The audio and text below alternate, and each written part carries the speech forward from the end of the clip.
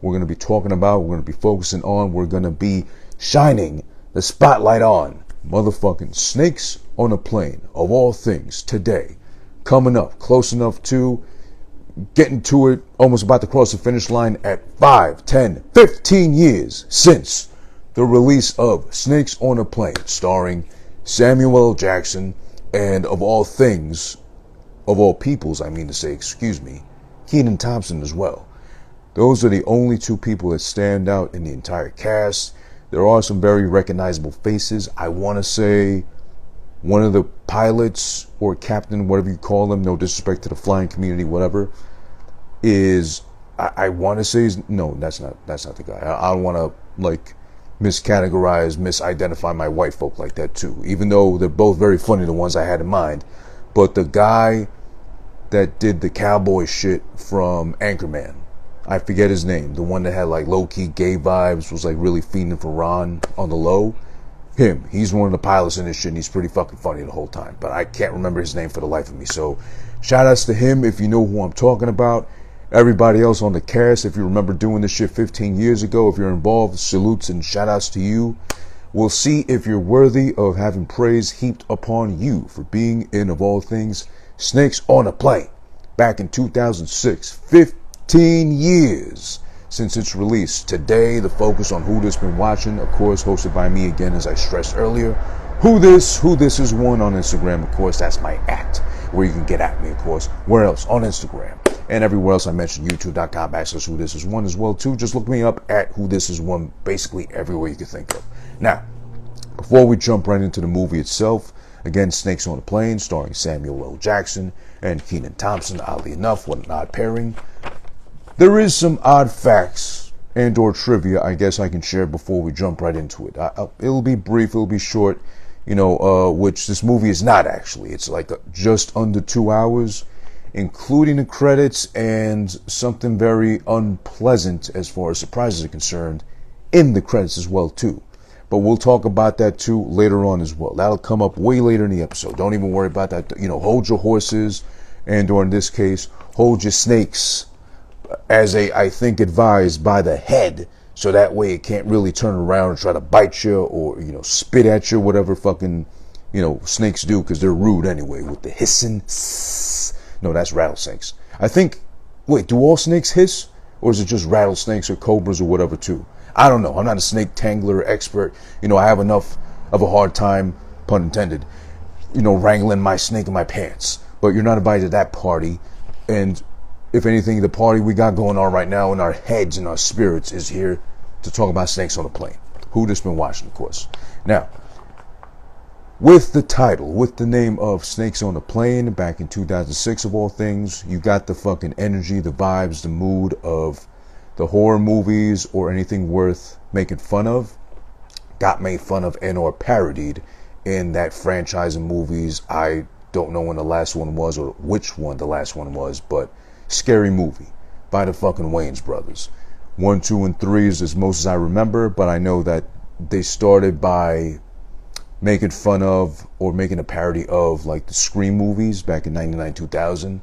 Then you get Scary Movie, which I remember watching in theaters. It was actually pretty funny, which then I was sorely let down by 2 and 3. I couldn't finish them, so I just never bothered with them again afterwards too. Point is, Snakes on a Plane seems like and sounds like something you'd make fun of, you'd want to make fun of on SNL. Shouts to Keenan Thompson, he's part of this thing as I mentioned. And or something on like Scary Movie. I don't know if another movie ever did it too, but one movie that not only was inspired, made fun of, and parodied in a sense, Snakes on a Plane is what I'm bringing up right now to you, but it also beat, on top of that, Snakes on a Plane to being released, of all things. This is the first of its kind I ever hear of, a parody existing before the actual source material / movie in this case too. So is it really a parody, or did the parody outdo the original OG material source? That I didn't think of that actually too. But before Snakes on a Plane, swear to God, look this up on the internet, with a grain of salt, trust the internet, whatever you read and see there.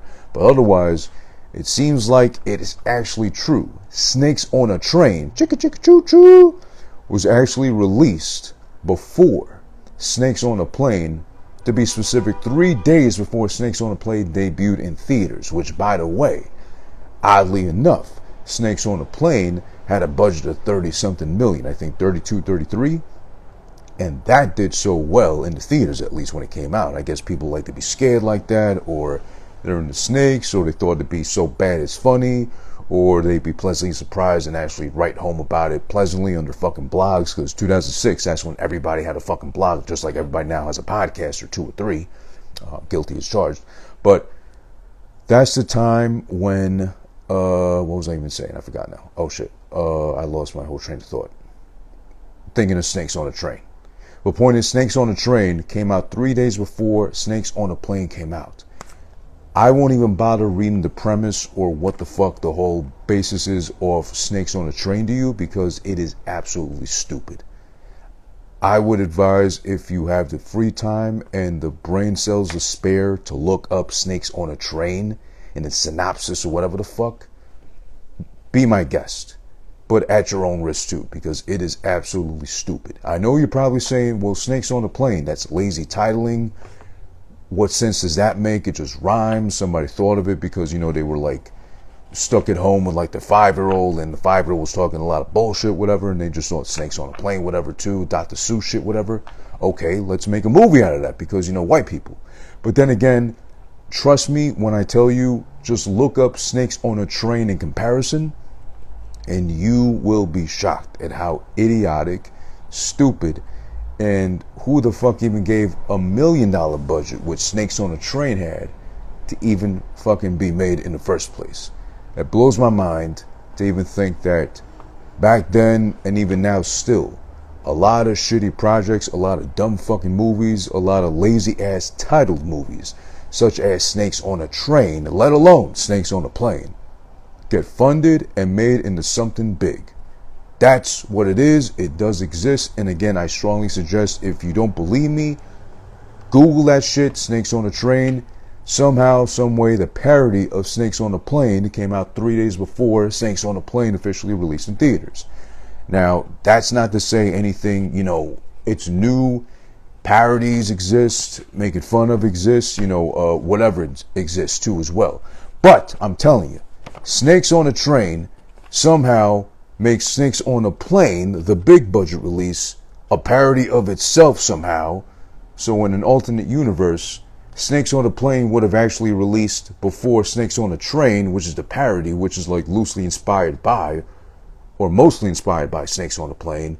But I think I read into it, and it turns out that the guy who made the poster for Snakes on a Train had like some interest from some Japanese investors, who said roughly, now this is according to like what I read, the Japanese investor said, oh, is there really going to be a big ass snake that eats a whole train in the movie?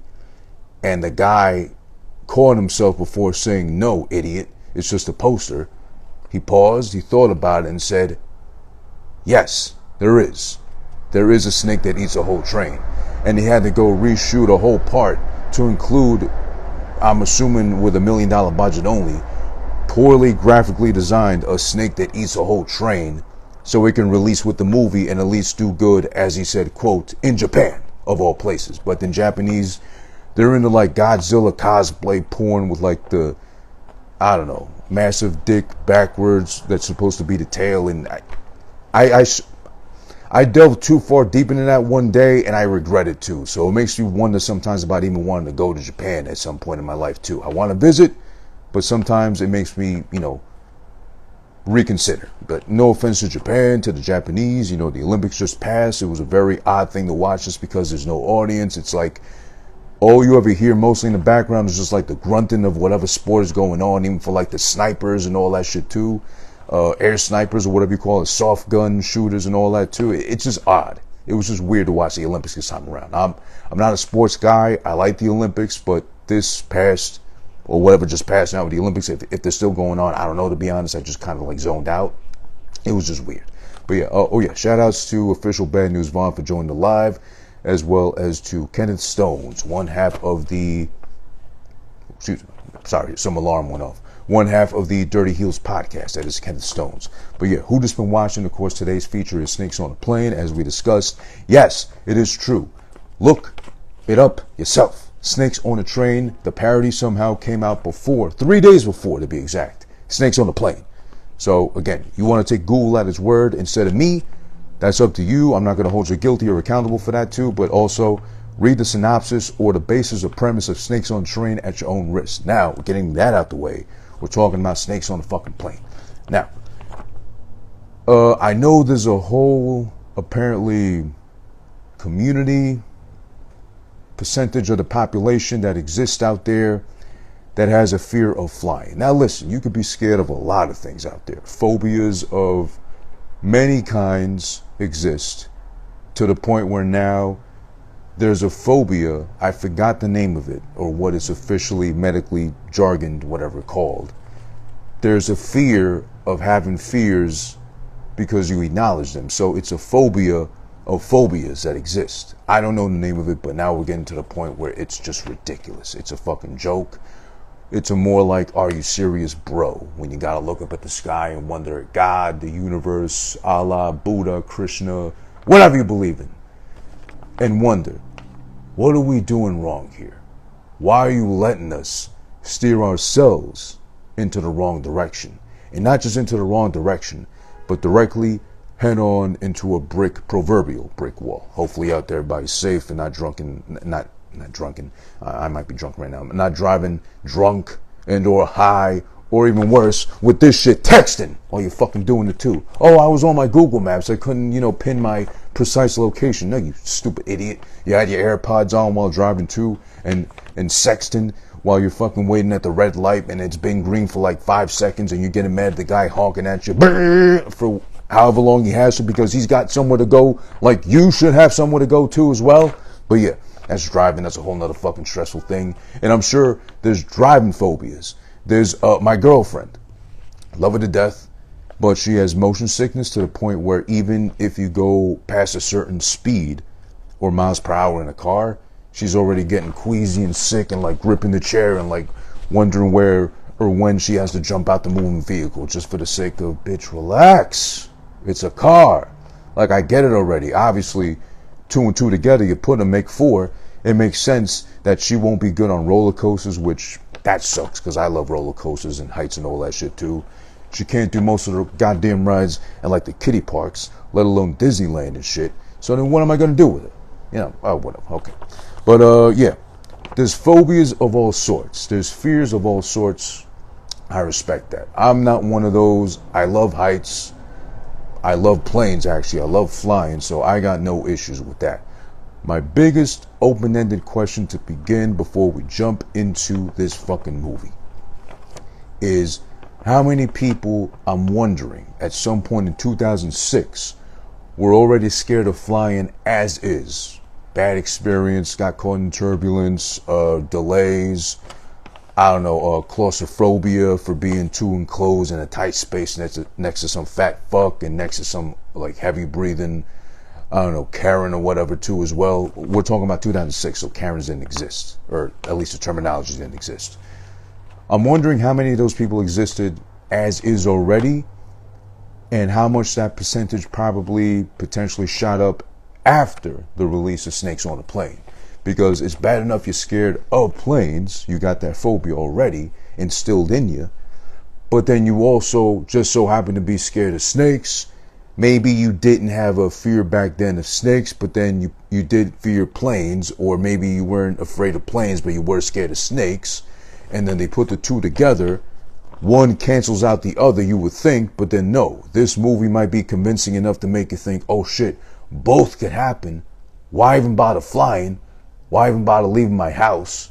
And then maybe that even contributed to fucking hoarders, people that fucking coop themselves up at home and just shop all day and night on Amazon and don't even bother making a living, or they'd rather be on food stamps and SSI, whatever, just for the sake of never leaving the home and shit like that. That's what I wonder. That's more like, I guess, the philosophical route per se, or the therapeutical angling towards it. But it's not that serious, I guess, with Snakes on a Plane. But then again, who knows? Because some people get triggered by who knows what the fuck anymore nowadays. I'm talking about 15 years back then, so it's scary to think that maybe this contributed to either or. More fear of snakes, more fear of planes. And then imagine both. And then somebody create their own phobia of like, I have a fear of snakes being on the plane. Well, then you're scared of both. No, I'm scared specifically of that. Snakes being on a plane. That's my phobia. It's like you can't have a double phobia. It's either one or the other. You can have multiple phobias, but you can't stack, double layer, or double stuff it like an Oreo your phobias. Don't be a fucking moron. It's like, no. Only snakes on a plane. That's my phobia. Okay, you're not scared of snakes. Depending on how big and lengthy, girthy it is, pause, maybe it depends.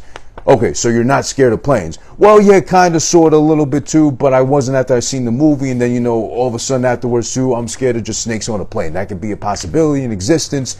Maybe the new trend among the terrorists, if they ever try to do that again, the hijackers and such. Like, you stupid fuck. And just had that person committed, because I'm sure there was people that had that shit specifically going on too as well. But okay, listen. Phobias, fear of snakes, fear of planes, fear of snakes on a plane aside. Now let's get to the movie. Snakes on a fucking Plane from 2006. Listen, my biggest problem, pause, and no pun intended, my biggest problem with John Cena / Peacemaker's bulge in this movie, in this part, in this scene, is I don't know what's going on with the cock. Pause again, by the way. And no offense to John Cena, I don't know how his personal life is going. Maybe he's enjoying his new wife too much, per se, because this thing looks like it's gigantic, but he broke it at some point, like a broke cock.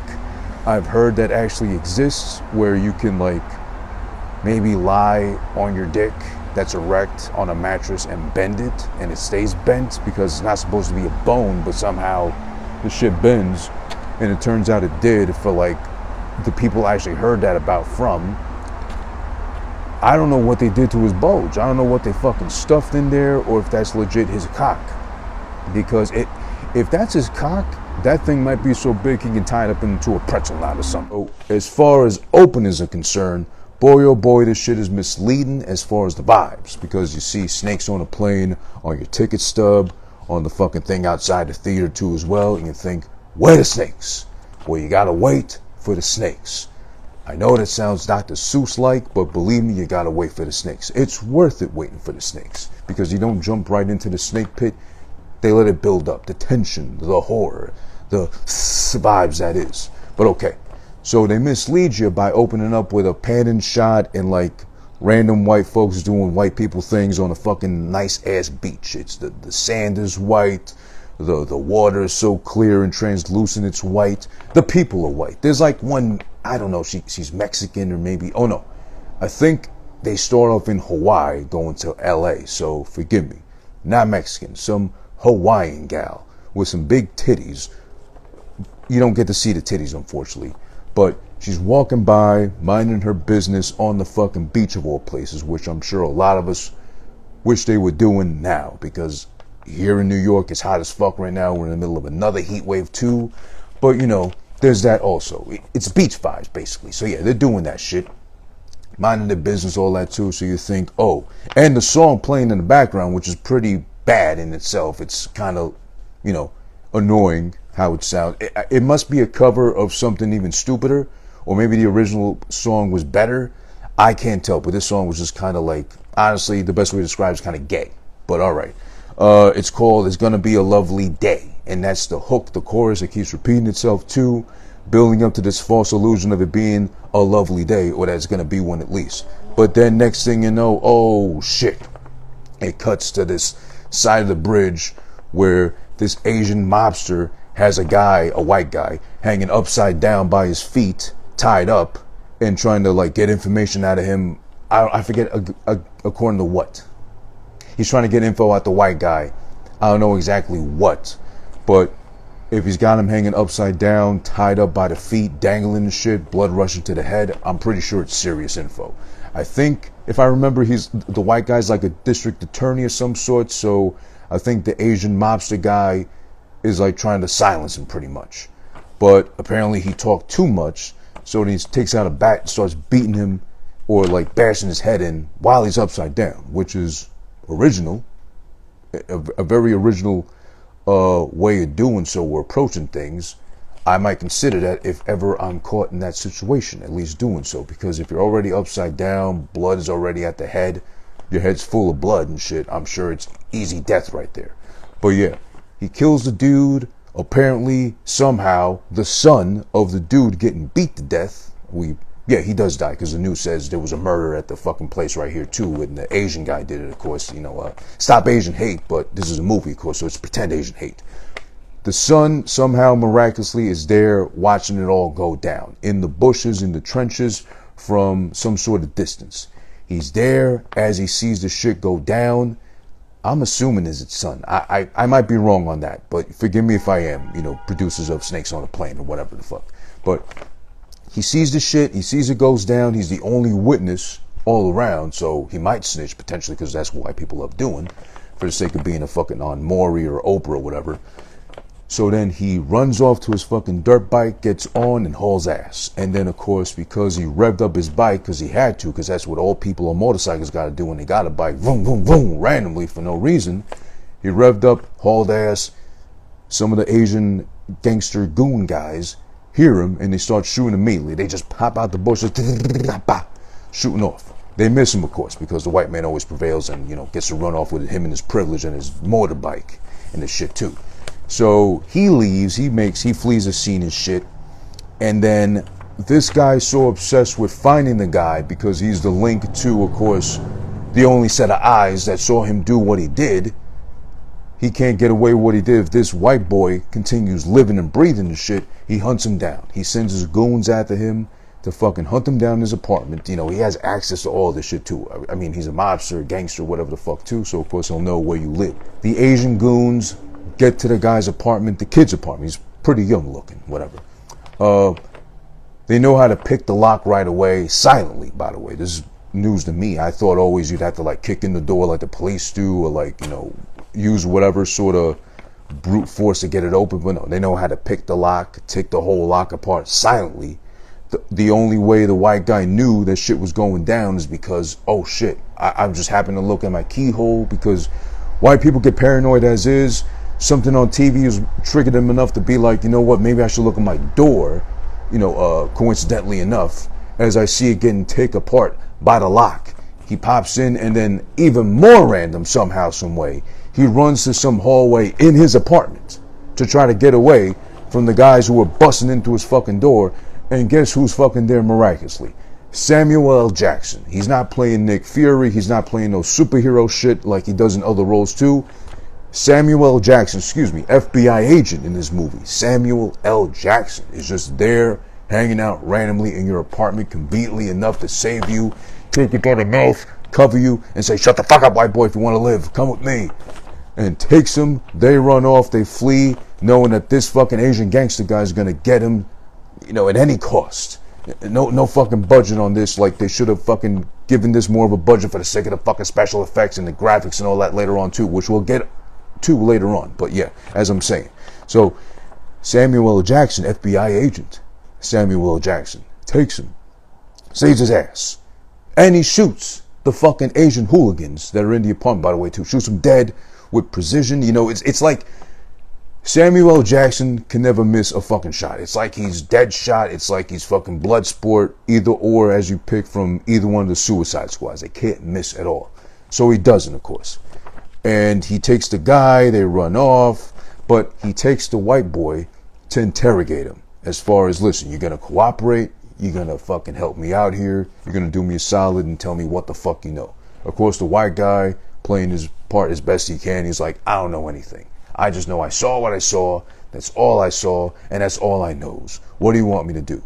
This is like the most friendliest, non-threatening interrogation I've probably seen ever in any movie, TV show, whatever you want to discuss or bring up. Because if it was SVU, and back in the day, the old episodes with Stabler, shout out to Elliot Stabler / Christopher Maloney, he would have been beating up a guy that may have saw something while standing on the corner getting a hot dog and let the guy get away. And his stable is fucking pounding his face and shit. Like, why'd you let him get away, you fucking idiot? It's like, I was just getting a hot dog, man. What do you want me to do? Whatever.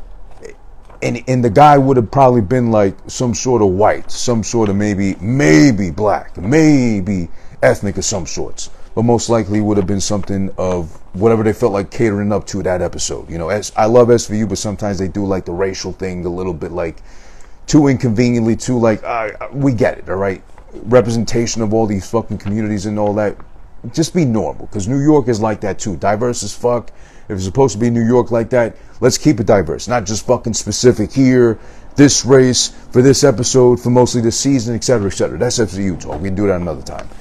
This is a very, like, friendly almost interrogation scene, because then there's the white guy waiting for him at the station that interrogates him. He's like, listen, you need to cooperate. If not, people are going to die, and they're going to die because of you, motherfucker, or whatever. But then Sam steps in. He's the cool, calm, collected one. He's the brother with the brother approach to it, like, hey, man, listen, I need you to cooperate. I need you to talk, because you know what? My job's stressful enough. I got to do this FBI shit on the regular, and on top of that, now I got to fucking babysit your overgrown ass to make sure you don't die because you just happen to see something that you shouldn't have seen in the first place. But then again, you know what? You got a whole mobster, a whole gang after you nowadays that want you dead. And they'll stop at no expense. And as you'll see, no expense to get his ass. But okay, oddly enough, I know you're saying this is a lot of fucking buildup, and what the fuck does this have to do with snakes on a plane? Somehow, it does lead into it. Just, again, trust me, stay patient, stay calm, and just hear me out here. All right.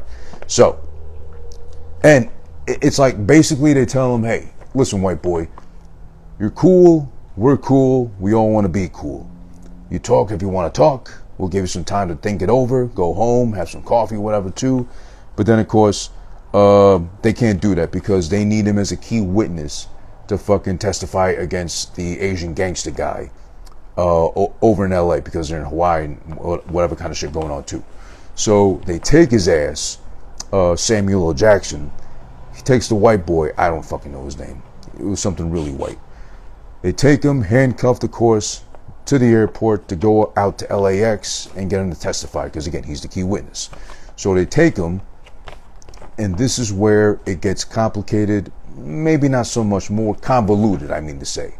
Complicated would be making it complex or intricate like that. No, this is more like, I really didn't need all that buildup, but I can see why, kind of, sort of now. When they take him to the airport, he's handcuffed. They take him into first class. A convict, of course, he's white, so of course he's going to get to fly first class, making the other people who paid already for first class having to go to coach. And of course, reasonably slow. They're upset, up in arms. There's a British guy who's really being snarky and cocky about it too, and making stupid, quote unquote, witty comments, as a lot of people feel they are when they're in those case scenarios, about staff, and I want to see your manager because you talk back to me or you fucking breathe too hard in my direction, so I took that as personally offensive and shit too. So then they're forced to go to coach. Meanwhile, the white guy, who's not, a felon, nothing, okay, we'll give him that much. He's just a key witness to some other guy who's going to get the fucking pin blamed on him for some shit that went down in Hawaii, of all places. Why would you need to kill somebody in Hawaii? I had that question too when that happened. I mean, maybe conveniently enough, the white guy, the white district attorney, the Asian gangster guy killed in Hawaii happened to be in Hawaii, and he happened to be in Hawaii too, so he figured, let me just kill him here. I'm not going to wait till I get back to LA to kill him. But then Hawaii seems like island vibes, coconut vibes. Like, what, you're going to get upset because someone didn't, perfectly slice off the top of your coconut so you can drink out of? I mean, even if it's lopsided, you can still stick a straw in and just sip and mind your business. But I guess, I don't know, maybe it's more tense out there in Hawaii than one could assume. But yeah, there's that. So as they're taking the kid to first class, he's there. All right. Now we get treated to the other co-star, only sort of recognizable name of the whole cast, Keenan Thompson. Now, of all things, Keenan Thompson plays a security guard to one, I think his name was 3Gs, the rapper. The rapper's like fucking overgrown, lanky, like who's gonna believe him? He's a rapper. He looks like fucking, what's that? basketball player's name? What's that ball player's name from the Raptors that looked like a fucking... They said he looked like a raptor or a T-Rex, whatever. Kevin Durant, I think. Yeah, the really lanky one with like the square, like raptor head kind of facial features and shit too. Kind of looks like him a little bit, the rapper guy. But Keenan Thompson and some other random fat black guy are his two security guards, which he overtowers, and Keenan is like a foot shorter and a foot wider, fat-wise, with the muffin tops and titties and all that too, than the rapper he's supposed to protect is. So I don't know how convincing or how good he was supposed to be as security, or as he's supposed to be implied to, but he's a security guard. So he's protecting this guy. But okay, the rapper, by the way, I don't know who the guy is, the actor, shout outs to him. He wasn't too bad in his part though. He looks like the farthest thing from a rapper based off the getup alone, his outfit, because he's got like a three-piece suit on, like really expensive sunglasses on too as well.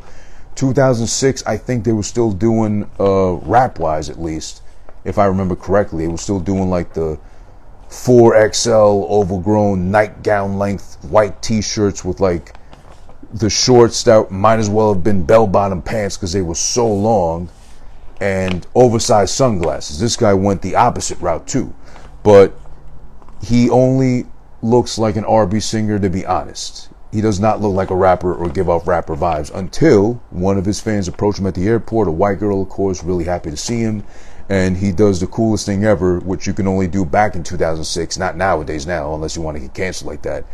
Grabs her by the titty and signs her tit as he's got a handful of tit in the other hand too as well. I guess to get a good grip and make sure the signature comes out, you know, correctly and legible per se, so she can get it tatted on or whatever too. That was a rapper thing to do, and that was cool enough to fucking see happen. So yeah, that was pretty cool. Then we go to passengers waiting to get on the fucking plane itself, the same flight that the white, not convict, but he's going in first class, but he's guilty of being white, overly white privileged, is going to. We cut to a guy who is clearly panicking, I guess at the thought of being either on the plane or because he's got allergies or some shit's going on with him. He's like just a fucking neurotic mess. But he's sitting across from a white girl, a very pretty white girl actually. I kind of got like Alicia Silverstone vibes from her face.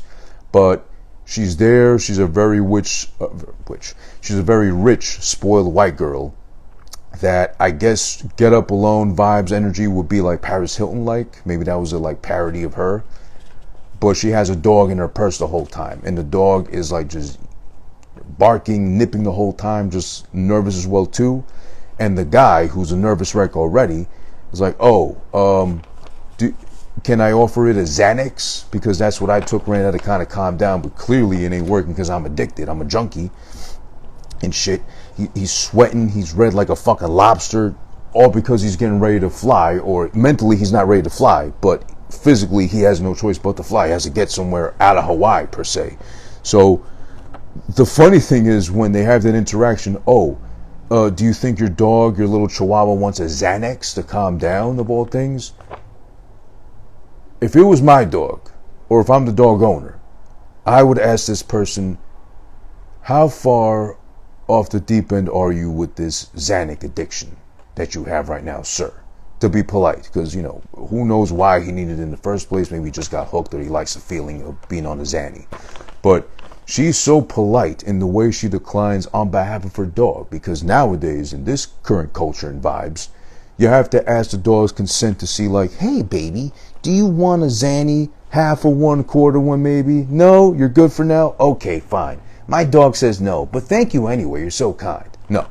2006, she doesn't get offended or shocked or nothing. She's just like, no, I think she'll make it. She'll be fine or whatever, which was weird to me. I don't know. But that also reminds me of like nowadays too, which I love pets. I love animals. I would have been a veterinarian. I wish I could have been one at this point now in my life. But by the time, thank God, by the time I was like 12, 13, whatever, like puberty hit and whatever, and the voice changed and whatnot, I realized I'm too stupid to be a veterinarian, because science and medicine, all that shit was never going to be my strong point. And I knew to give up at that point in time and be like, yeah, the veterinarian thing, this is as far as I get with the fucking hat I wear now for who has been watching. But yeah, shout out to all the veterinarians out there too. I would have loved to have been one, but I knew to limit myself and not dream so out loud like that. But yeah, that reminds me so much of the owners now, which like even with like dogs or like the weird pets they have. There was this thing the other day on TV about how to trace your dog's DNA / roots back to see what breed they are, because like that's the cool thing now too, to like adopt, which is a good thing to do. Adopt if it's an option. If you can, preferably adopt. Don't feed into the Craigslist postings of fucking fancy whatever dogs available to for a cheap price. Adopt. But also with adoption comes the fact that you're getting a dog which you're most likely not going to fucking know what breed it is, or he, she, it is. Of course, it's a mix. It's like a very poorly made cocktail in a poorly lit bar. You're not going to know what goes in it, but you're hoping for the best, or at least a good time with it.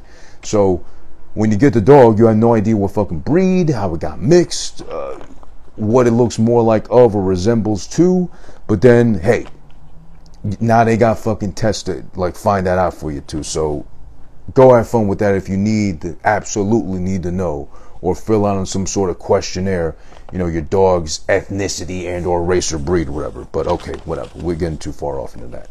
So okay, now we go more into the plot as it thickens, literally, because there's a cut to a guy spraying some shit on a big old box of flowers that's going to be on the plane itself, with everybody involved, everybody we've been introduced to so far. I don't know what's going on or why he's on the phone telling the guy, yeah, I just laced the flowers and soaked them and them shits is gonna go crazy, implying snakes, which we don't get introduced to yet, but it's in the title, so of course at some point we're gonna be unpleasantly surprised by some goddamn snakes.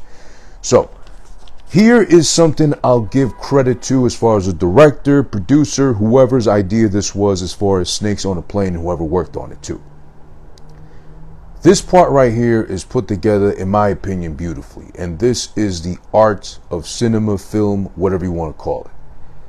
As they cut away from the flowers getting sprayed with whatever the fuck it was, we'll find out later on what it was, you hear a random hissing sound, which obviously makes you think, oh, perk up, hey, snakes. Okay, we're going to see some snakes, at least like in a cage, in a bag, like Jake the Snake Roberts or whatever too, something. No, they fake it out. That's what I love about films, when they really think about shit, and they really could have gotten lazy with snakes on a plane, as we'll discuss throughout this fucking episode. They really could have gotten lazy and phoned it in with a title as lazy as Snakes on a Plane. This is beautiful though. You hear the random hissing. I wonder what that is. A doy, probably from fucking snake. Overgrown, horny, hungry, whatever kind of snake. There's a bomb-sniffing dog going through all the fucking things, whatever, packages, luggages, all that too. You think it's a snake. They cut away. It's not a snake. It's a fucking pissed off cat in a crate, hissing. Similarly and oddly enough close to a fucking snake itself. I thought that was great, because I thought they're just going to give it the snakes that early. And we're going to know, we know already they're coming, but we don't know when exactly. Nope. They build it up, they fake you out, and they give you a cat hissing its fucking head off. No snakes as of yet. Great. Beautifully done right there, in my opinion. But, okay, we move aside from that. Let's see. Then we cut to Samuel L. Jackson calling one of his FBI agent buddies back at his office, who, this is such an oddly specific reference. Maybe the director, producer, whoever the fuck wrote the shit, had like a, I don't blame him, for back then at least, had a thing or obsession with Pamela Anderson. You all know, for Baywatch, you know. I think she was overrated. I was never into blondes, that's one thing, but also Pam Anderson was hot, but I think she was mostly titties. And I think she confirmed, yeah, they were fake titties. I remember them showing a long time ago she was actually a brunette, pretty flat-chested, and like blue eyes besides that. But she went the Hollywood route with the blonde hair, the big fake blew-up titties, and, well, she had the blue eyes. Of course, she kept those. But, yeah, she became iconic as she became. But, yeah, that's no discredit to Pamela Anderson. I just was never a fan like that either. In this point, though, this FBI agent admits to being on eBay. This is oddly specific, but it's very funny. On eBay, trying to outbid some prick online for a vintage Pamela Anderson black bikini poster, which he really, really, really wants. So, of course, the lonely / horny lifestyle of an FBI agent. But yeah, that guy, again, that's oddly specific, and it's a lot of what contributes to the humor that's involved with snakes on a plane. There's that part. I just thought I'd point that out. And again, it's just so oddly specific.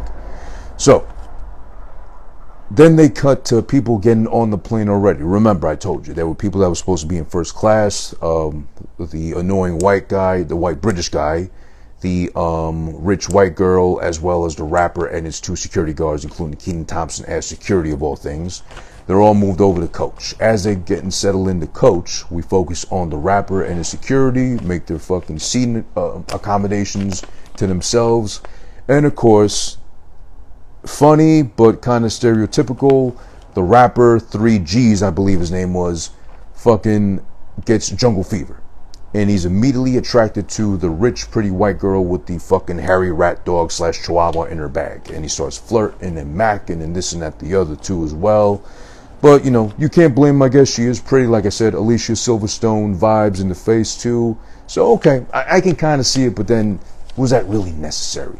And then she knows who he is. Apparently he's a famous rapper like that too, but whatever. Okay, so then they cut now to the white guy, our main focused white guy here. The non-convict. He just happens to be in a pair of handcuffs in first class on the plane because he's a key witness to the fucking Asian guy who's guilty, of course, of doing what he did to the other white guy, the older white guy. There's one flight attendant who gets oddly turned on, I guess, by bad boys, or like a lot of women have that bad boy fetish syndrome, whatever. Gets immediately attracted to him because he's in handcuffs. So she has to sit down next to him, get close and ask, oh, what'd you do? And then he's honest enough, you know, commendable to him, you know, applause that. He's honest. He's like, oh, I'm just a key witness to having seen somebody do something they shouldn't do according to the law. So I'm getting flown back out first class because I'm white and privileged to LA to testify and be kept safe by the watchful eye of the FBI, of course. A black agent, of course. They have to make all this seem convincing and be equal to all those involved, too. So, yeah, that's basically me. And she's still turned on. She's still got fucking hard nipples, dripping pussy, like just enamored with him, like really turned on. And, you know, I got no shame in saying this. This guy's not even that cute. So I don't even see, like, if it was like Matthew McConaughey, if it was like whoever was popular and white at the time in the movies and shit too, I can, like a Zac Efron. Okay, I'd agree with that shit. But he's like plain Jane looking, like surfer, crazy looking hair, because it's really unkempt. He's all about catching the waves and feeling the vibes, bro, whatever. He just happened to witness a murder go down, and he's getting fucking handcuffed, taken to the airport like that too. But still, he still gets the girl. Or at least we think he will, because she's so easily turned on by that shit. But okay, there's that also. I don't get white women is the point I'm making. And maybe that's why they don't like me either. I don't know. But at 23 minutes to be exact, we do finally get our first glimpse at the snakes. They're in their fucking crates, in the cargo, whatever thing you call it, underneath the plane where they hold all the fucking luggage and shit. We get our first glimpse, finally, at the fucking snakes on this fucking proverbial, non-existent, you know, graphically created plane, per se. All right. So then here, a pretty funny part was after, there's one of the Asian gangsters, goons, that makes it onto the planes, I guess to assure that the snakes made it onto the plane. And if the white guy acts up, whatever, tries to get off or create a ruckus, he's there to at least put a cap in his ass or something like that. He's there somehow, maybe this is low-key racist actually, somehow one of the flight attendants, the male flight attendant out of all the females, approaches him and somehow knows to guess, hey, are you into kickboxing? And of course, the Asian guy, which I can't identify, Korean, Japanese, whatever he may be, I don't want to assume like that either, and stop Asian hate, by the way, he says, yeah, I was actually in a tournament, whatever. And the guy, the white male attendant says, oh, you know, I'm into kickboxing too. You know, I do it on the weekends with my girlfriend in the class, and we get hot and sweaty, and then, you know, pretend we're actually like people of value afterwards too as well, because we're white and, you know, privileged and disadvantaged as it may be too as well. And then he goes into this fucking hilarious stance. This boy needs some fucking calcium because he does a kick in the fucking air and his leg bends in like 4-5 different ways possible, all in one kick, and he pulls his fucking back doing the kick too as well. Hurts himself, as a lot of white people love doing for the sake of entertaining others. I guess they're not all that selfish, but then you don't need to hurt yourself and then try to blame me on for it too. All right, that happens. That was pretty funny though. Then we cut back to the rapper 3G's sweet talking, trying to talk the pretty white rich girl out of a fucking pantsuit, whatever she had going on. But the boy takes off his sunglasses, and holy shit, I'm not the Richter scale of beauty whatsoever. Please don't think I'm full of myself or think I'm so gorgeous or handsome or nothing. This fucking guy should have kept his glasses on, his shades on, whatever, because he's one of those people.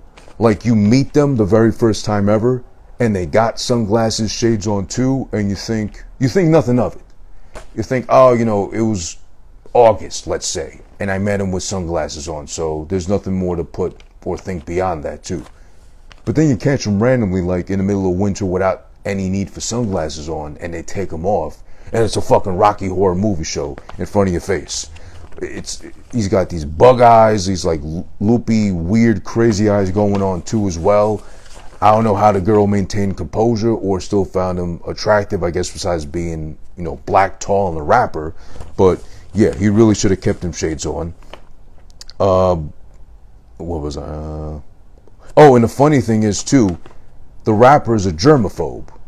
He keeps a fucking a bottle of hand sanitizer with him at all times. He doesn't like to be touched by fans or anybody too, but he's freaking out while the little fucking chihuahua gets out of her purse and starts walking back and forth all over their laps too and shit while he's trying to kick game.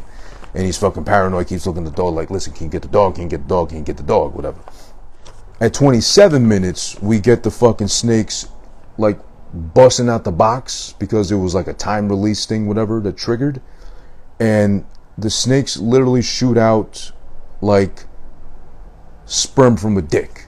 Like they just shoot, bust out, spray all over the place. I don't know if that was maybe like the director's sense of humor or whatever too.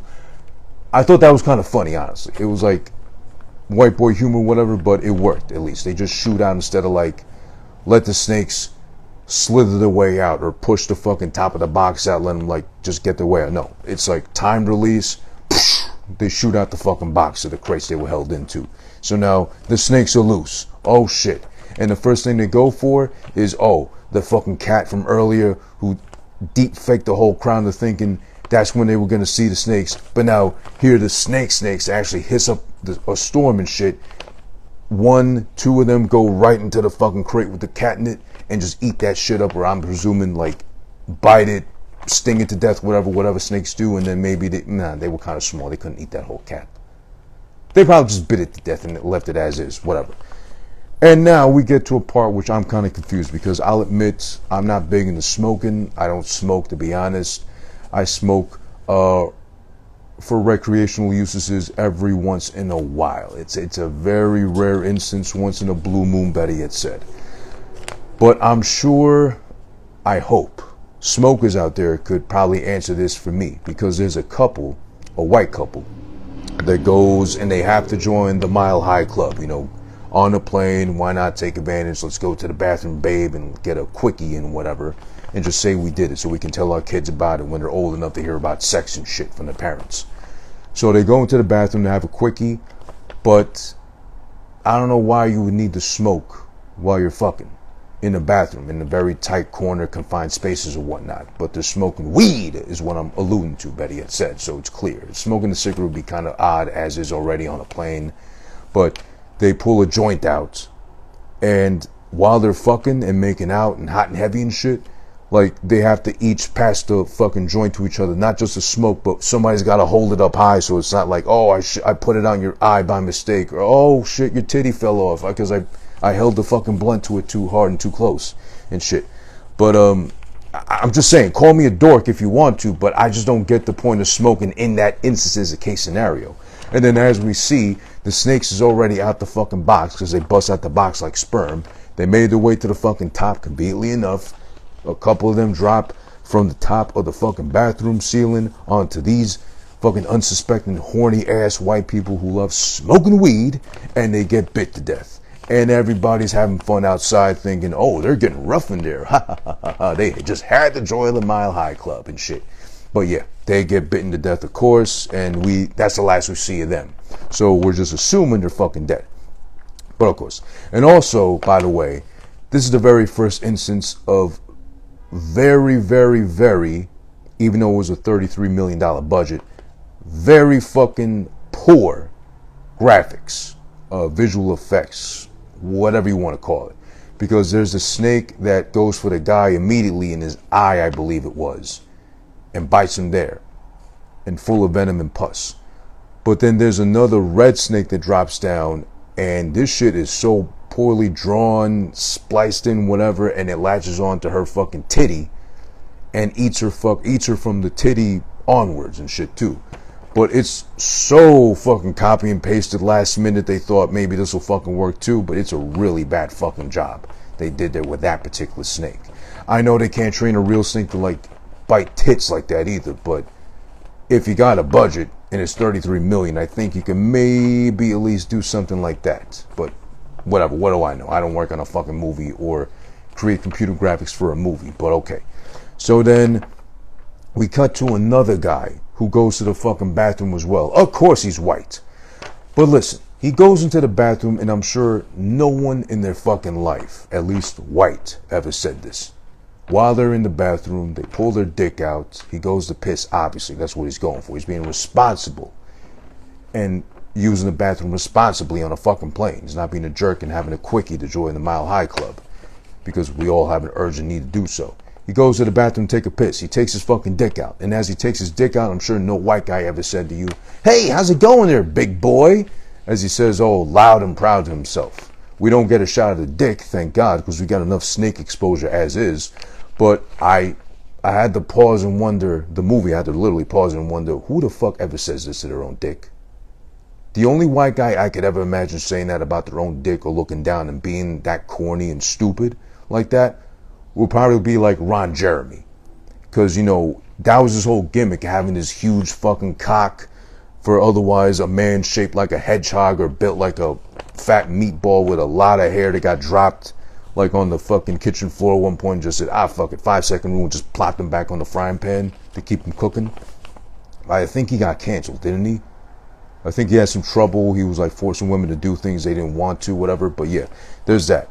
But I can only envision him being the only white guy. As I'm sure the brothers, I'm sure I maybe said something stupid as well too to my dick while I was pissing one day. But of all white guys, I'm sure Ron Jeremy's the only one ever did that fucking look down his joint and said, hey, how you doing, big boy? Or how's my big boy, excuse me. But then, of course, thank God, I think the director, whoever fucking put this shit together, realized how corny I was going to come off and how much, like, how cringe I was going to be for the audience. And immediately there's a fucking snake on some Florida vibes and shit that comes out and immediately latches onto his dick, rips it off. And this guy is so white with it, obsessed with himself, enamored with his white privilege, that when the snake latches onto his dick and is eating him from the dick up, he says to the snake, get off me, or whatever, screaming at him like the snake's going to understand. On top of that, too, to know, oh, I'm sorry, sir, that's your dick. I just thought it was another snake, and since I'm a male snake and I'm horny, I was just trying to attack my immediate competitor for some snake pussy out here. Forgive me. I'll back off. Have a good day, sir. And he fucking tilts his little snake hat and, you know, flushes himself down the toilet too as well. He flushes himself too. His fucking tail pushes the shit down so he gets flushed right back down. That's what's going to happen, fucking white guy. So, of course, he gets, you know, all dick full of venom. He's dead, presumably in the bathroom. That's the last you see him too as well. Thank God, because that was annoying. But yeah. Now, the build-up, and again, I got to give credit where it's due to the movie itself, to who created this shit, wrote, directed, etc., etc. The build-up to the snakes finally making it to where all the passengers are, the seated passengers at least are, is great. because it's tense. Again, some more fake outs, such as there's an Indian girl. I'm assuming she's Indian. She had very Indian features, as far as from India, I mean. She has one of her feet dangling from the seat because the other one's folded up under her. Oh shit. She's sitting Indian stance. Not Indian, but like the Native American Indian. Wow, that's deep. Damn, Snakes on a Plane so far is pretty fucking deep. She's an Indian girl from India sitting Indian stance, half at least, with one foot dangling from a chair. One of the snakes slithering on the fucking ground or the floor of the plane can like sense the foot kind of tempting it to go for it. And as it goes in for the fucking first bite, it misses. She fucking brings her foot back up. She's like, she senses something, and she fucking sits full Indian stance in the fucking seat of the airplane because she's Indian. She's sitting like an Indian. Oh, wow. Fucking Snakes on a Plane really is some deep shit. Wow. But yeah, she's the first fake out. Then there's another one with what was it again? Oh yeah. So the pretty rich white girl checking her purse. The dog is barking and yapping while she's still talking to the black dude, the rapper, 3Gs, which I'm sure at that time we only had 3G wireless networks at that time too, 2006. I forget, but whatever. So she doesn't realize there's a whole snake in her purse. The dog's barking because it sees and smells and can sense the snake too. She reaches in the purse, but then I think Keenan yells some shit because he's playing like his little PSP thing, whatever. And then she yoinks her hand out the purse. So then no snake action there either. And then there's another one with like a fat Bulgarian hairy lady who's like asleep, but in such a deep sleep that she's having like a wet dream, like her pussy's getting all worked up, and like she's like sleep talking, her pussy's sleep talking too, she's getting all fucking squirmy in her seat, whatever too. Meanwhile, it's all due to a snake that's crawling up her leg slowly, which I'm sure the snake, once it made it past her kneecap, was already regretting it, and his little snake couldn't be like, oh shit, I got the fucking schlubby, messy, fat bitch with cottage cheese and all that too in the ass probably. But it's a snake, and it already committed to halfway past up the knee, so it's like, you know what? I need to eat too, so fuck it. I'm gonna make my way up this fat bitch slowly but surely for dramatic effect and build up in the movie. And then eventually the snake makes its way slowly up the fat bitch as she's sleeping and having wet dreams or God knows what. But yeah, it's a lot of build up again to being faked out and teased and alluded to. The snake's finally getting to hold these fucking people in the seats. Now, at this point in time, 36 minutes to be exact. If you, as we mentioned before, if you're already scared of planes or flying, if you're already scared of snakes in general and or, you know, things that look like snakes like worms. My mom has a really big fear of worms. Like she sees one, she's ready to like pass out. And I think she passed out once when I was like 10 and saw one, you know, by coincidence. It was just there. And she's like, Spanish mothers are always dramatic. So, you know, no surprise there either. But at 36 minutes, if the mission of the movie was to fucking freak out and scare as many people as possible, at this point I believe strongly mission accomplished, because the visuals of the snakes leading up to snakes busting out the box with the time release triggers and all that and busting out like sperm so they can fucking crawl around the rest of the plane. Turbulence. On top of that too, this is what is building up to. This turbulence on the way back from Hawaii to LA. And one of the pilots, the head older pilot, going down to like wherever he's got to make the manual fix this shit, getting attacked by the snake. Okay, you see those visuals, I'm sure people walked out at this point. Not everybody, but at least people that either had a fear of snakes and or a fear of flying. But then why, if you have a fear of flying, are you watching a movie involving a plane getting in trouble because of snakes, hence Snakes on a Plane? But I'm sure, yeah, there was definitely some cases of people walking out as soon as this shit all built up and made it to this point, and then they're demanding their refunds. Or in 2006, what were they doing? I think you still had to physically purchase a ticket in the theater or the box office. So then they were probably handwriting letters to like what was it? New Line Cinema, I think, made this shit. So probably handwriting letters to them saying, you scarred me for life. I was already scared of planes. Now I can't even think of fucking swatting a housefly because I'll think of planes, and then I'm triggered and all that shit too. And now I need SSI because I'm handicapped like that now forever. You ass. And yeah, there's that shit. So then now the snakes have made their way into the oxygen mask compartments. We don't know that. But then all of a sudden, when the turbulence is getting really hectic and fucking all over the place, they deploy the overhead oxygen masks from the compartments. And with it as well drops a fucking shitload of snakes. Raining snakes practically. They're falling on laps, they're falling on heads, they're immediately biting, or they stay in the fucking compartment and just wiggling their way around, just biting eyes and noses and titties and all that shit too. It goes crazy. You know, it's insane. Because then everybody's, rightfully so, they're running all over the place, they're panicking, and finally we get the snakes full-on assault, practically. Everybody's running for cover, running over here, trying to get away from the seats, unlatching themselves and all that too. The white girl at one point yelling at a fucking dog, calling it a bad girl for running away from the snakes. But the snakes are everywhere, so where the fuck's the dog's gonna run to too, as well? And the dog is so small and hairy, it's a chihuahua, so you know how they're built, like fucking nothing. It's running away, it's getting yelled at for being a bad girl for running away. But then again, like I said, snakes are all over the fucking plane. There's nowhere to run, nowhere to hide, practically. And the dog's doing what it can to just get away. It's not going to be brave with a whole fucking plane full of snakes hissing back at it. No, it's trying to see where it can go for cover. But then again, too, you know, rich white girls and their fucking problems. Especially with the dogs, they like to act with their fucking brains instead of being stupid and just stuck standing there looking back at the snakes. No, it took some action, but okay. The poor dog gets yelled at. And while they're fucking all over the place and pushing each other out of the way and fucking trampling and pushing too as well, next thing you know, a guy falls. He's getting walked all over, ran all over, trampled by the fucking people, losing their minds over the snakes everywhere too. At this point, you get a snake, you get a snake, you get a snake. Like on some Oprah shit, giving away shit on the show. He's already on the fucking ground getting walked over, ran over too, on top of that too.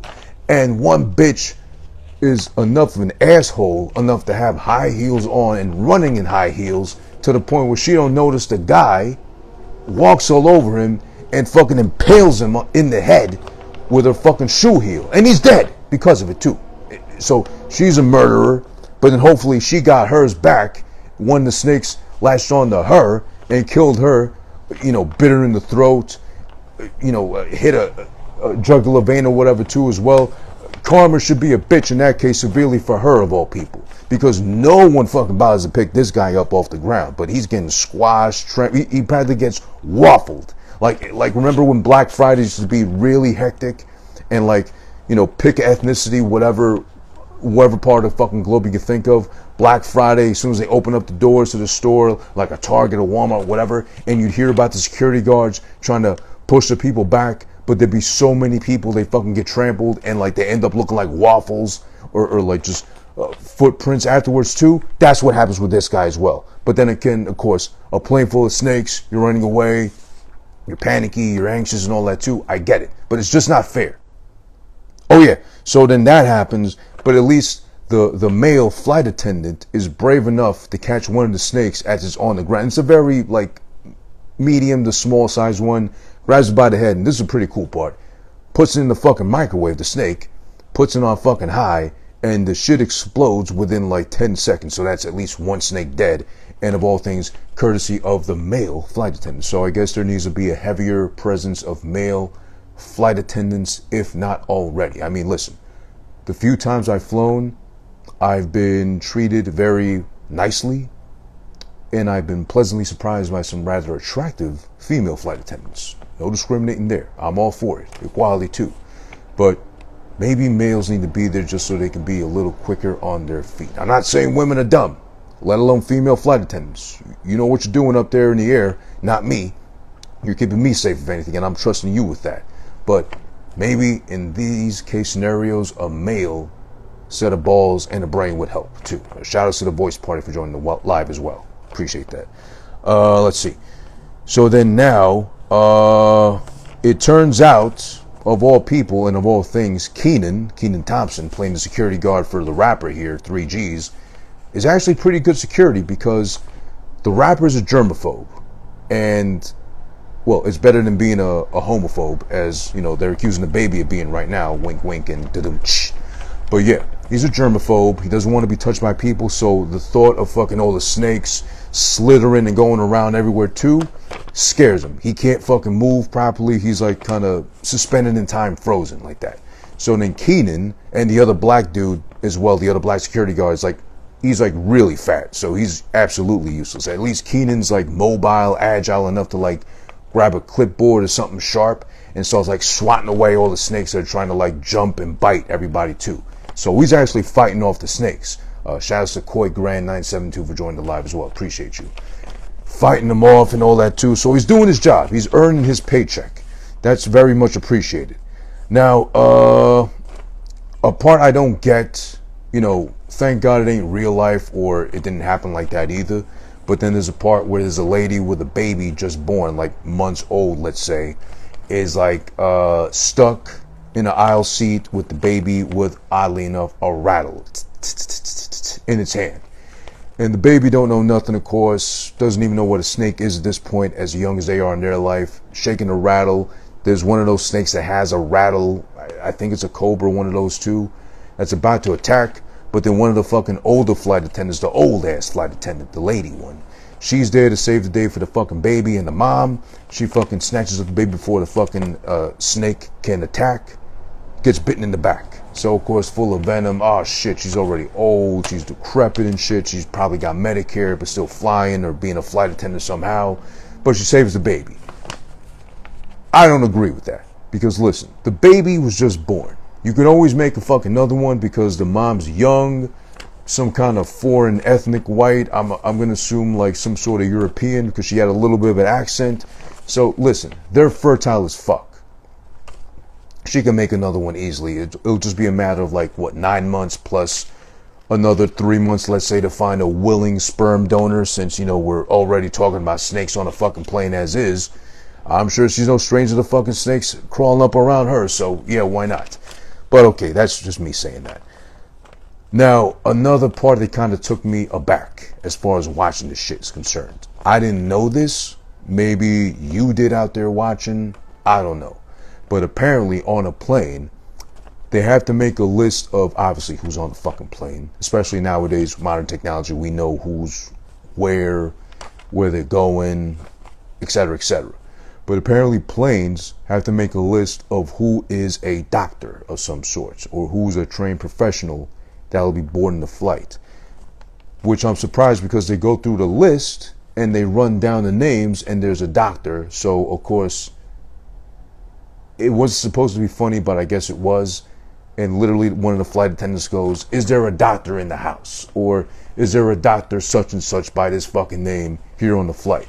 And as they pan to the back of the plane, which everybody already ran away from because they're all in the front of the plane now, they pan to the fucking doctor who's already dead. And excuse me, they're being rude to the snakes because that's their home now, their home base. They're fucking gnawing away at his fucking head as they're trying to see if maybe, his like head's hanging off his shoulder, maybe he's still alive. Oh no, snake's already fucking eating him. We lost him. No doctor available. That's it. Fuck it. But yeah, that's crazy. I didn't know you had to do that, or they have to have that handy. It does make sense, but I didn't know that was like a thing they do. All right, so one of the fucking the other fat black security guard, it's not Keenan Thompson. Forgive me, I don't know his name, but he was kind of fucking useless. In the middle of trying to quote unquote protect 3Gs, the rapper, gets bit in the ass by a snake, and it's venomous because he's starting to get weak. His fucking ass meat's starting to turn like blue and purple. I would guess he had sweatpants on, thank God, so we don't see a visual of that. But then the male flight attendant, who we all assume perhaps is gay by now, because he's kind of like, you know, effeminate in his mannerisms, offers to immediately suck the venom out of his ass. And it's hilarious because, of course, he's like, get this white man away from my ass, boy, or whatever. Which, I mean, he's trying to save you and your black ass, literally, but, you know, if you don't want it, okay, no one's going to force you to. I get there's enough white privilege going around with first class and all these people around that are mostly just white, and you just so happen to be security for the one black rapper on the flight. But okay, whatever. You fucking choose. You fucking dig your grave and dive headfirst in if you want to, fat guy. But okay. Now we understand what happened, because now they're consulting a fucking snake expert over the phone to drag his ass in to help the FBI to get these people to safety and try to save whoever they can. We learned that apparently there was a dude who was like a snake wrangler, importing snakes from all over the world that shouldn't be in the United States, or the snakes of all things are here illegally. So he's already fucking wanted by the FBI. But we learned that the Asian mobster guy who wants the white guy dead, who's going to be the key witness to pointing his fat finger at him at court and saying, guilty, he did it. He killed the white guy. He killed one of my own in front of my own very fucking white eyes and shit. He planned the whole thing as far as the snakes are concerned, as far as he knew the flight, when he was going to be on. He knew to fucking plant all male snakes and have a box of flowers near the fucking snakes sprayed with pheromones that were going to drive the fucking snakes insane, crazy sexually. So the fucking spray they put on the flowers was like horny goat weed pills, or like, you know, those fucking dick pills they sell like at the gas station. I never tried them myself. I've only seen them, and I've heard like of the very weird side effects they cause. The ones you get from like the gas station, like 7-Eleven, whatever too. It's basically that for snakes, the spray they latched onto the fucking flowers. So that's the whole thing that's triggering them so much to be like, I gotta find the pussy. Where's the fucking snake pussy on this plane? I gotta find it. I got impregnated. I gotta fucking make some more snakes on this fucking plane here too. That's why they're so aggressive. Now, that's the whole premise. That's the whole reason why the snakes are even on the fucking plane, let alone the movie's called that too. I would say up until this point, it's a little bit too elaborate. It's a little bit too kind of like, that was a lot of nothing for something that's just snakes on a plane. But okay, it doesn't make total sense, but I can maybe see it happening. Why not? It was like someone's bad dream, and they fucking woke up early enough to write all this shit down in detail and fucking make it into a movie. And someone had the budget. They said, oh, I got 33 million. Let's just throw it at the fucking movie screen to make this shit happen. So okay, I've never been good with stuff like that. I just leave it as it is. I'm not breaking nothing apart. I'm terrible with stuff like that. You're not a hands-on guy. Not at all. You can handle these bars, just not like I'm more of a mental type of guy.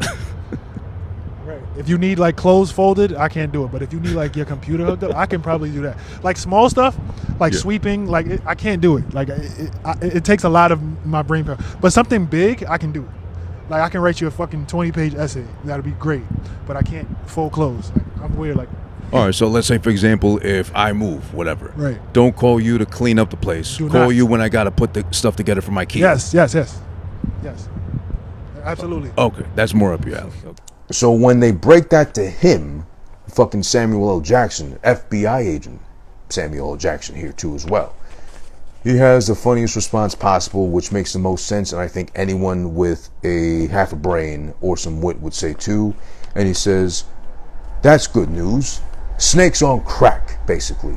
So they're fucking horny, they're riled up, they're looking for snake pussy. Who can blame them? They're all worked up for that shit too.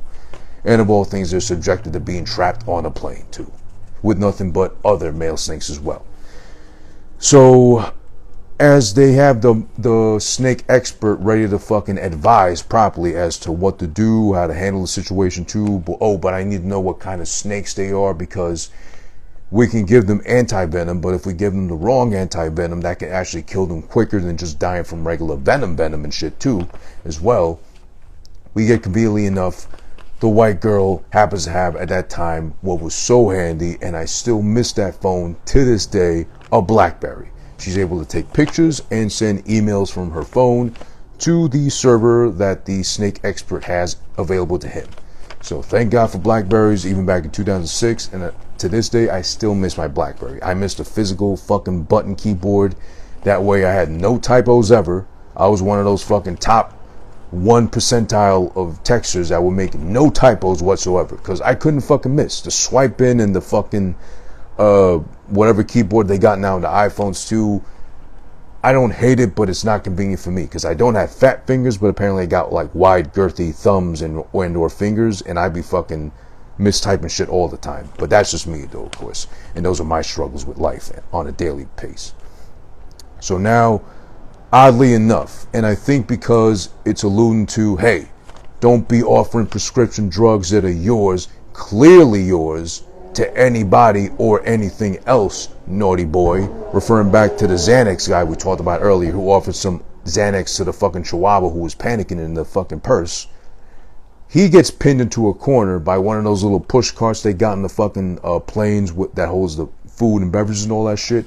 At one point, there's so much turbulence going on, he gets fucking pinned into a corner by one of the carts, him and his fucking wife or honeymoon bitch, whatever, and has probably the most impactful and or on-site kind of death via snake possible.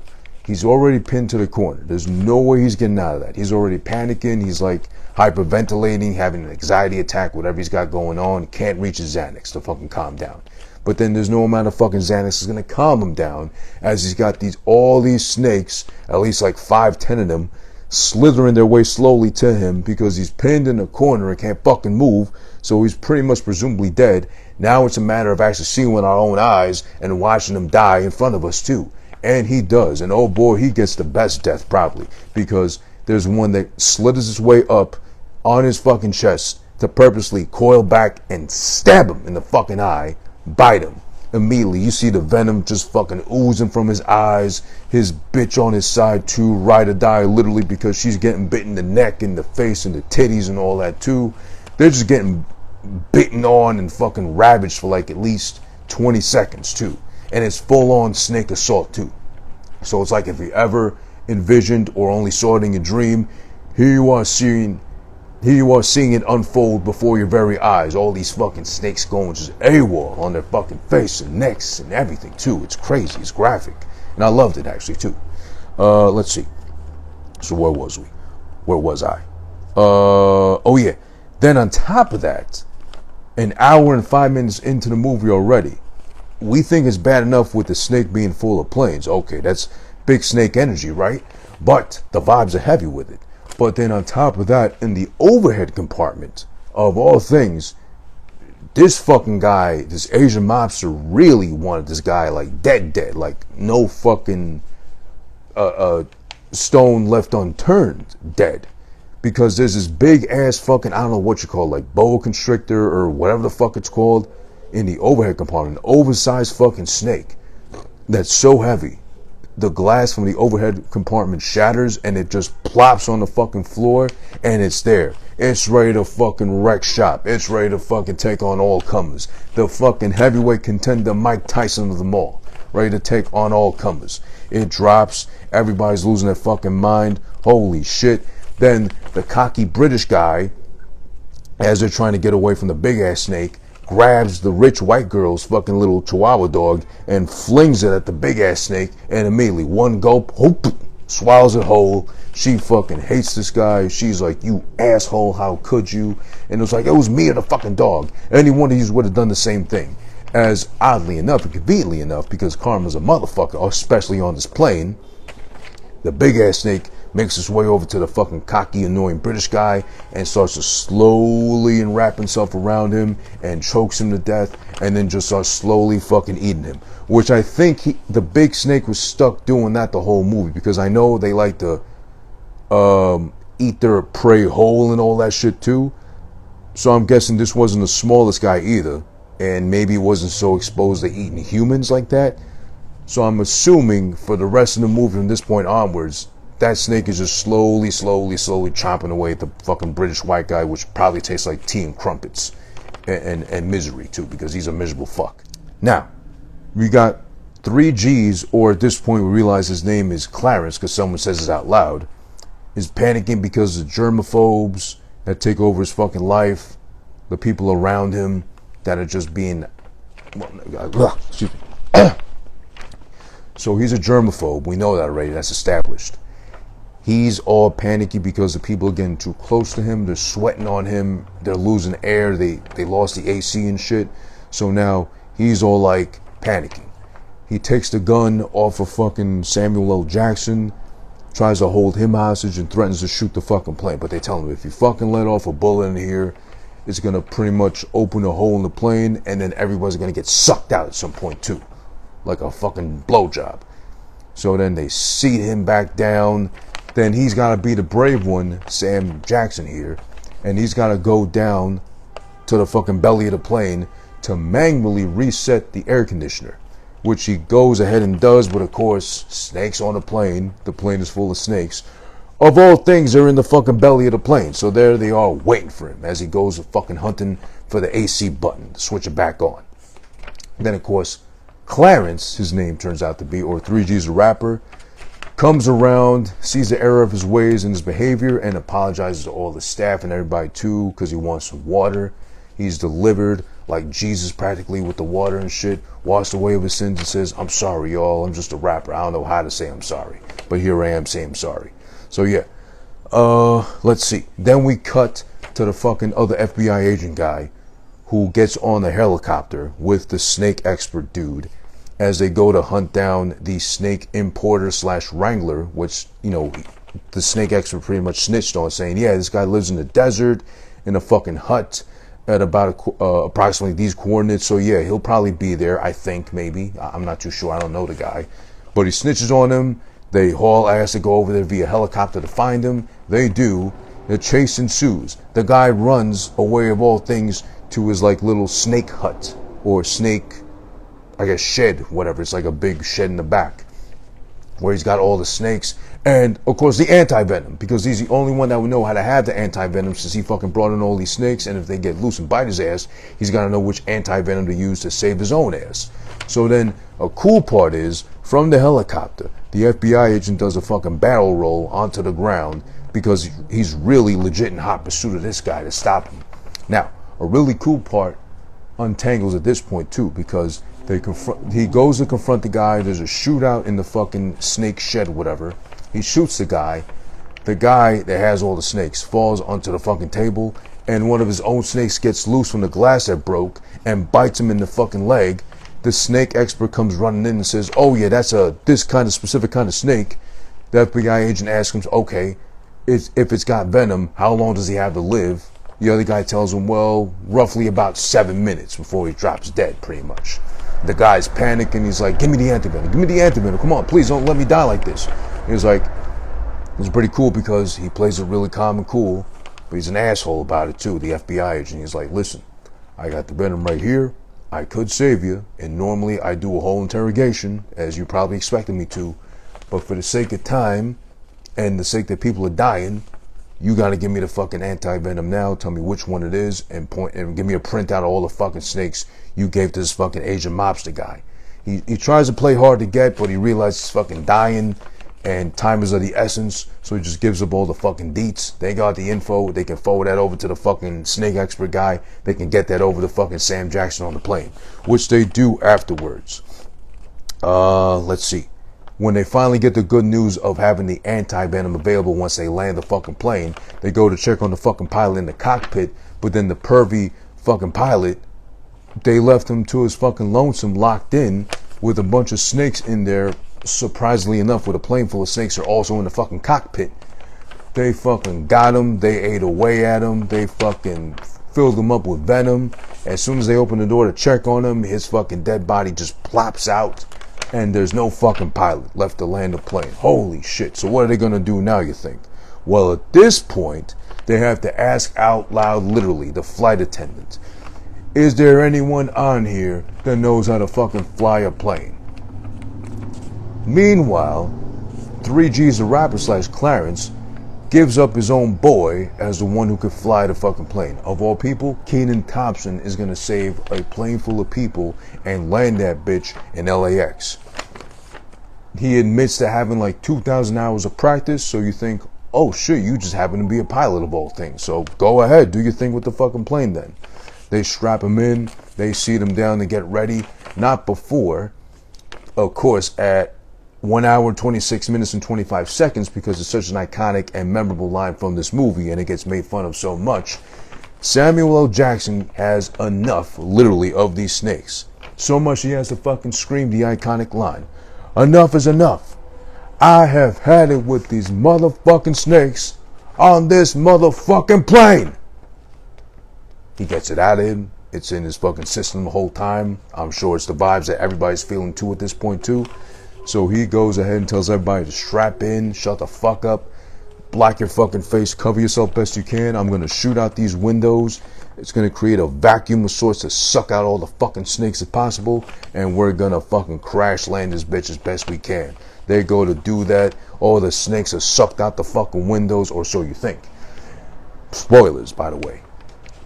Keenan Thompson sitting down next to fucking co-pilot Samuel L. Jackson. They're fucking gliding that bitch right into LAX. He's got all the fucking pilot lingo jargon going on until the fucking tower clarifies with him, wait a second, your only experience with flying is from fucking PlayStation 2.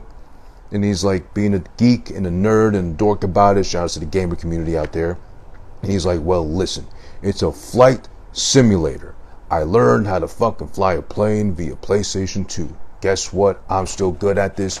And you gotta respect it because he's got the good vibes about it, the positive mindset enough to be like, you know what? I got this. I can do this. Trust me. We good. He's got all the jargon, the lingo. He knows how to work the buttons and shit too, and glides the plane convincingly enough to be like, you know what?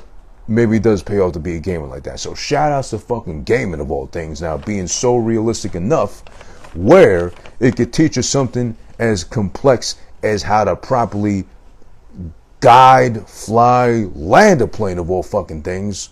Or, you know, just play Grand Theft Auto and go crazy killing, you know, like that.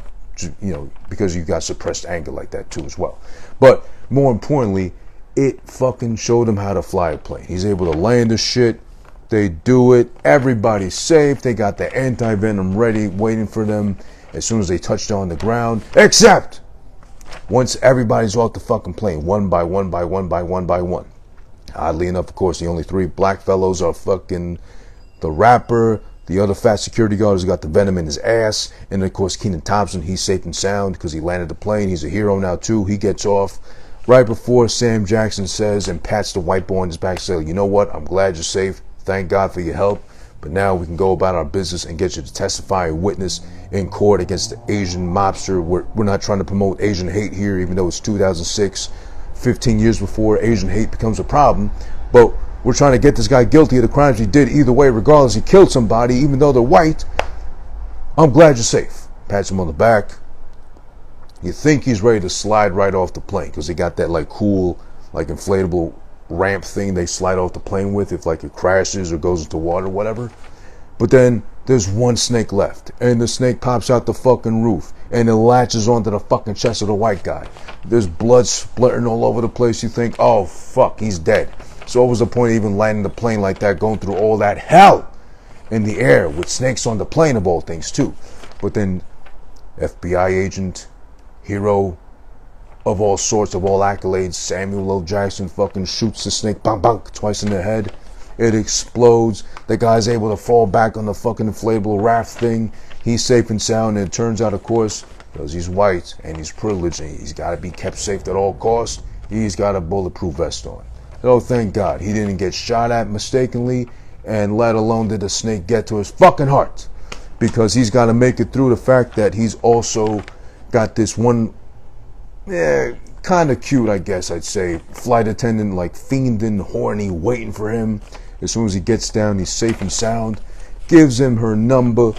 Samuel L. Jackson gets the number from the older but not so bad looking either flight attendant too as well, because they both played heroes on the plane and shit. They saved the day consensually, of course, as well. And then that's it. That's the end of the movie. Then the white guy, of course, subjects the black man to having to do white activities to be cool with each other, and he takes Samuel L. Jackson boogie boarding at the end, because he said at some point, oh yeah, I tried to boogie board, but I fell the fuck off that motherfucker. Because that's how Samuel L. Jackson talks, with the motherfucking fuck all the time infused. But yeah, that's how they end the movie. They're on some beach somewhere away from the snakes and just boogie boarding and just learn how to surf, bro, and hang ten and, you know, whatever, be Hawaiian and shit, I guess. Maybe the white guy was Hawaiian. That's why he was there in the first place. I don't know. But something like that went on. That is basically snakes on a fucking plane. But also, that's not the end as far as the movie's concerned, because there is a point I got to bring up and why this movie will lose some points, unfortunately. There's the end credits song, which I'm never mad about a movie doing something with the end credits besides literally letting the credits roll. I always like for example, in Ferris Bueller's Day Off.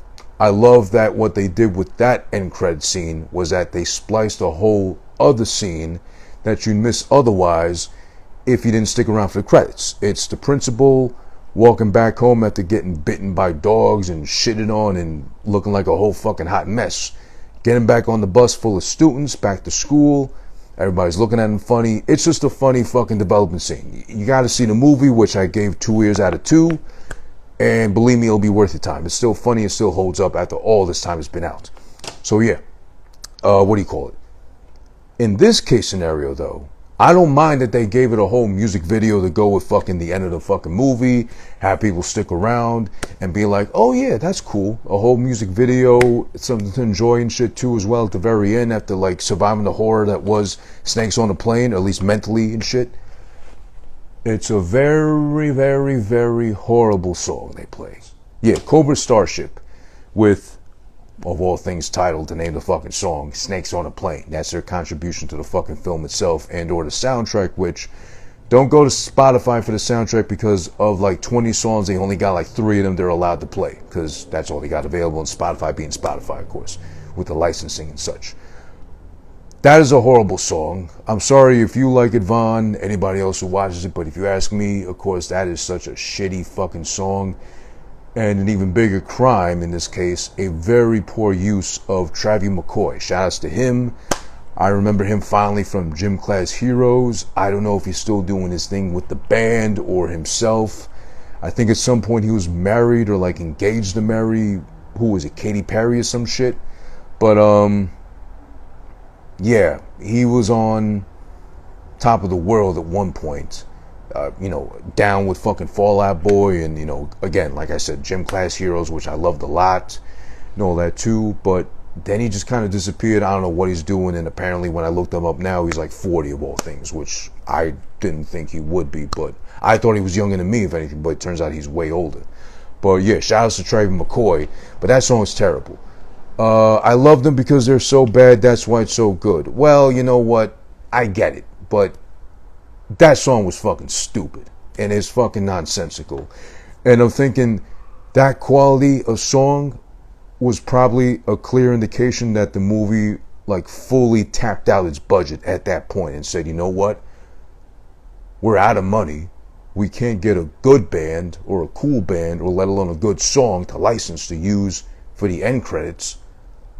Let flip through fucking Craigslist or something. Let's find a shitty band that needs some fucking help and they'll be willing to pay us to have their song in the movie and shit. And maybe they happen to have some connection convenient enough with like Travie McCoy of all things, head scratcher as it is, and also or Pete Wentz with a little brief cameo as he does in this fucking little music video through the credits as well too. It's literally this fucking band with this scrawny white girl who is sexy in no way, shape, or form possible, literally. Like flirting with the guy that's in charge of the fucking x-ray scanner, and they're just walking through the airport making random eye contact with fucking passengers as too that are just minding their business. But of course there's this fucking asshole of a band filming and invaded their privacy as they're sitting down waiting for the fucking flight. But they gotta be fucking posing with the guitar, and the white girl's gotta be fucking like lifting up her blouse and the skirt, whatever too, being, you know, perverted and shit. Shout out to Cinephile 1020 for joining the live and doing the thing with it. A very horrible thing, because again, the song is absolute trash. I'm sorry if you feel otherwise, whoever you are out there too, but you ask me, that shit was terrible and not worth it. And the movie alone loses points for that. That is in a nutshell, as long-winded as that was, Snakes on a Plane, 2006, 15 years since the release of here. Today's review / episode of Who This Been Watching. Now I gotta give the score. All right. Now, be it as it may, it is not the worst movie I don't think it was made for the premise of it being a Oscar-worthy contender. Fuck no. Absolutely not. Is it scary at some points? I'd say like comedy, that's subjective. Scary to you might be different to me, less or more, whatever. It does a good job at a lot of points of getting like the good jump scares, I think. And like I said earlier, with the tension building up, of like the snakes are finally let loose on the plane. There's turbulence. People are panicking and shit too.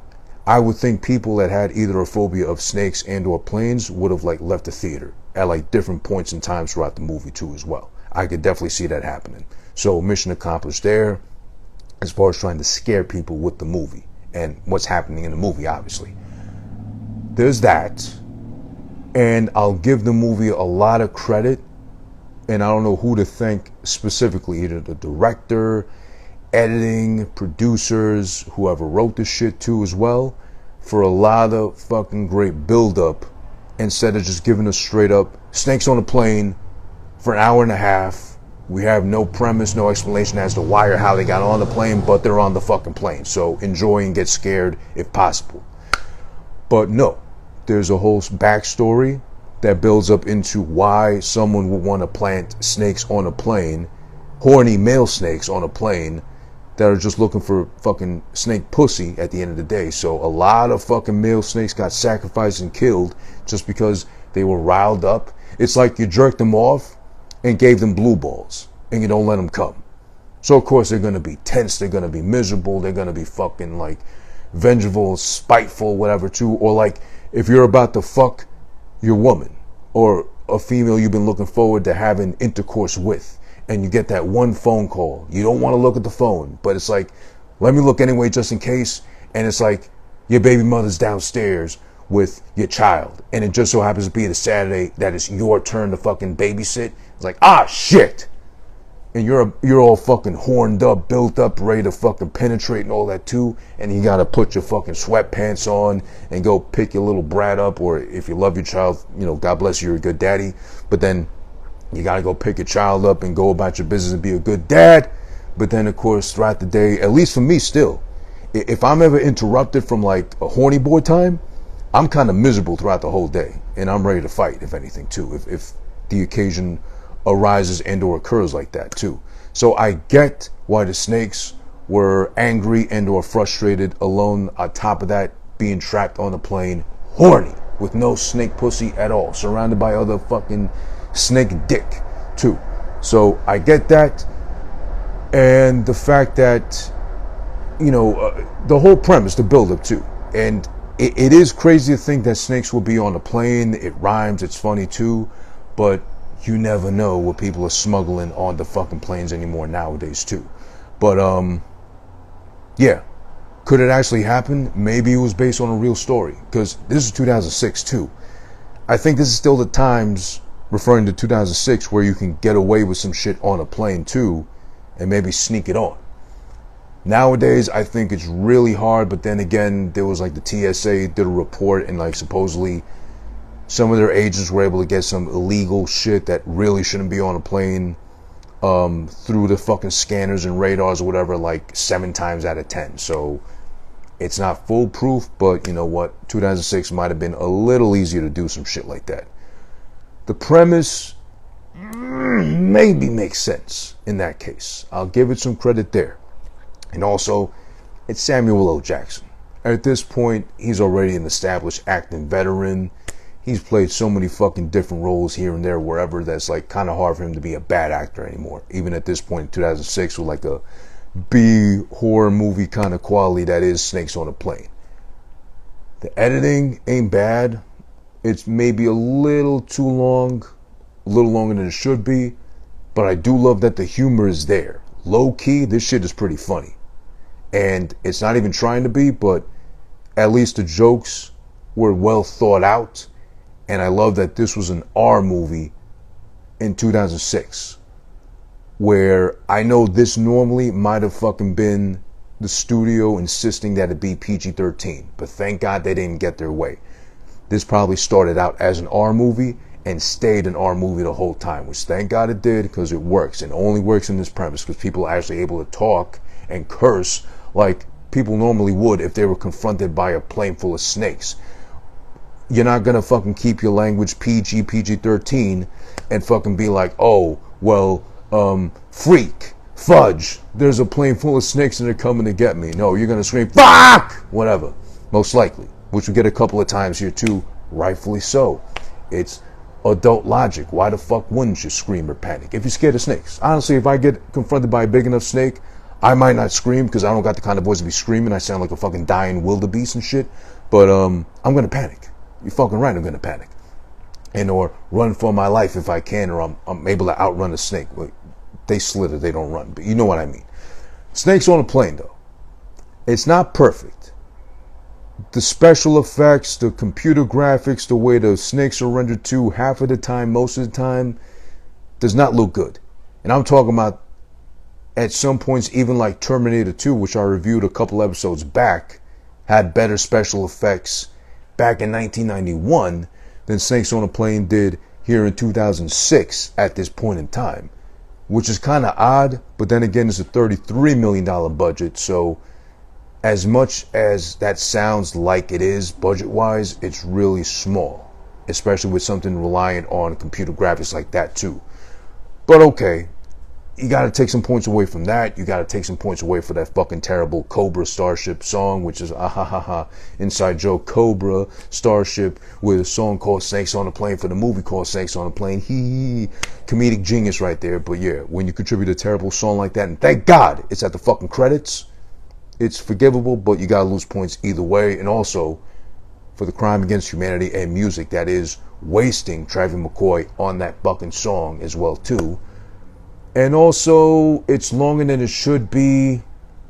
I appreciate the fact they gave us a backstory and a premise and build up to the snakes being on the plane, period. But it is also literally just fucking playing up to snakes on the plane. And also this is the point in time in movies where they started getting lazy with the titling. I don't need it to be elaborate or hinting at nothing or double entendre with the fucking titles. Snakes on a Plane literally is about snakes on a plane. But then you also got like movies that just stopped caring with titling anymore after that. Horror movies that were just called I Gotcha. Horror movies like Get Out.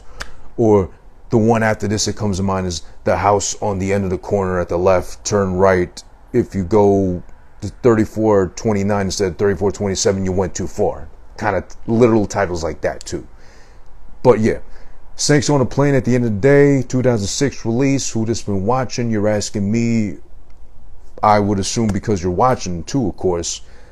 I'm going to give it a final score of 1 ear out of 2. Get that fucking ear up. That's right, 1 ear out of 2. A very well cemented firm 1 ear out of 2. Because I could see it being terrible otherwise. It's easy to make that shit terrible. But it's really not. It's actually good. I'd say a good movie. I'd say a good watch. If you want to get scared, but hopefully you're not scared of snakes and or flying, this is right up your alley.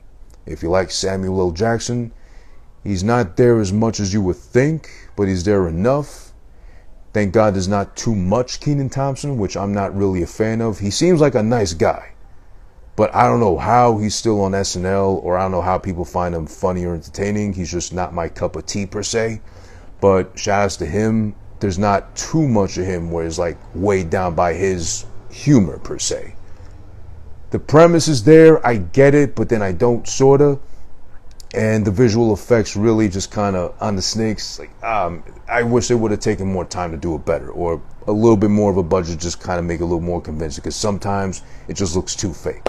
But end of the day, I'm going to give Snakes on a Plane a 1 ear out of 2.